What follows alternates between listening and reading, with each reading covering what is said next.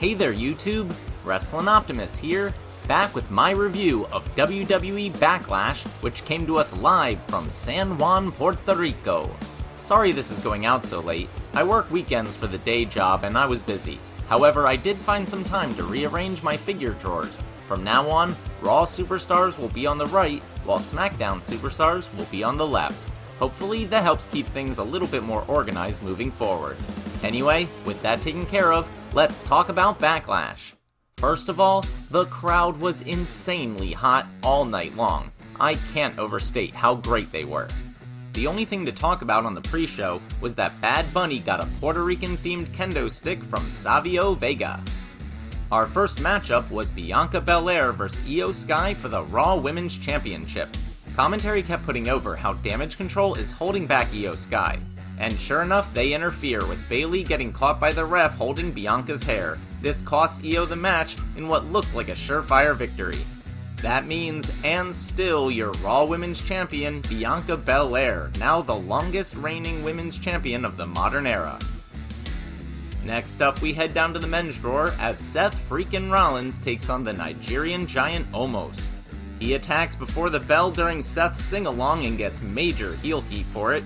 Then, throughout the match, he proves just how dominant he is by blocking a pedigree and a stomp, kicking out of a frog splash at one, and then also kicking out of two more stomps after that.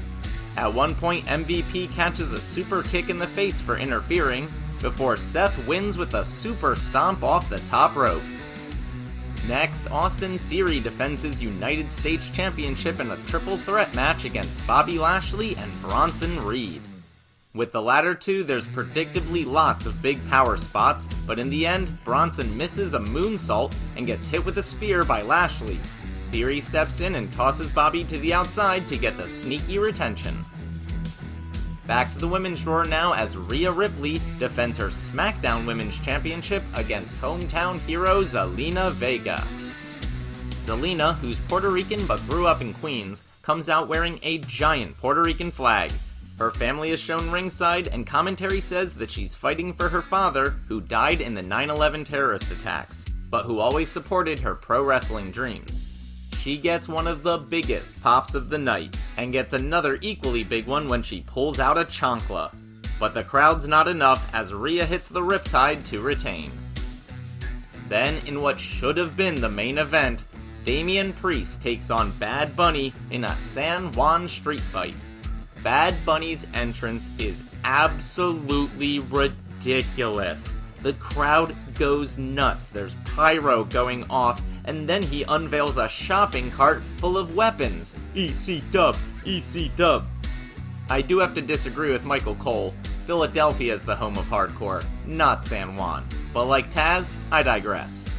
Yet again, Bad Bunny, who is an international music superstar, I might remind you, is impressive way beyond his experience level.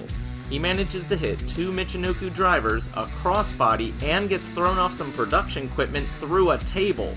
Plus, obviously, all the weapon shots. Eventually, Judgment Day's Finn Balor and Dominic come out to beat up Bad Bunny, so Rey Mysterio comes out to make the save, but it's not enough. When out of nowhere, Carlito makes his return to probably the second biggest pop of the night after Bad Bunny's. He beats up everybody and even spits an apple in Dominic's face. Judgment Day tries to run away, but they're intercepted on the entrance ramp by Savio Vega and LWO. There's a beatdown of Dominic as Balor tries to escape, but Vega beats him up to yet another massive crowd pop before everyone fights through the curtain. Back out in the ring, Bad Bunny locks in the figure 4 and hits a sliced bread number 2 before getting in some chair shots and scoring the win with a Canadian Destroyer. Guess we have to rename that to the Caribbean Destroyer. There's a massive celebration afterwards with the LWO, and of course lots of discussion online about whether or not Carlito's return is permanent.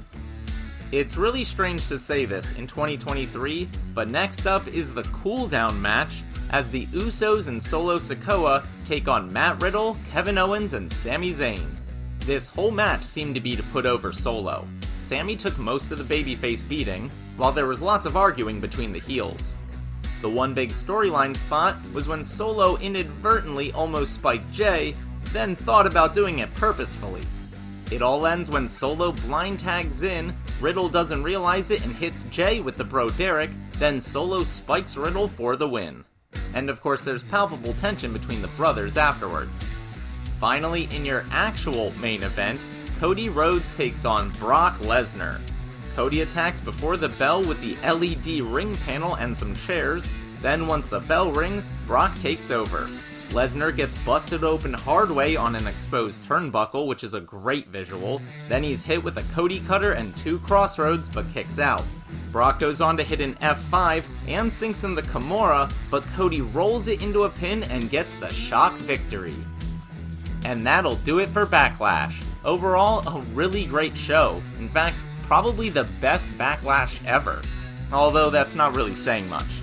I really like what WWE's been doing recently by having international shows and highlighting stars from those countries in the main events.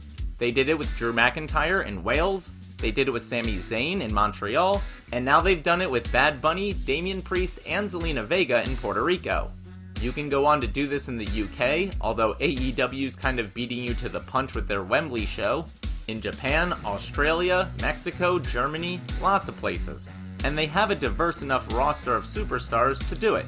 So I hope they keep doing this moving forward because every one of the shows they've done so far has been fantastic. Anyway, that's going to do it for today. If you liked the video, make sure to leave a comment down below with what you thought of Backlash, and do all that normal YouTube stuff. Smash the like button, share with any wrestling or action figure fans you may know, subscribe to the channel, and spread the word. You can also talk to me over on Twitter at WrestlingOptimus, or see all my best figure photography over on Instagram at WrestlingOptimus. If you haven't seen my latest video, it should be on screen now. But until next time, I've been Wrestling Optimus, and I'll catch you later.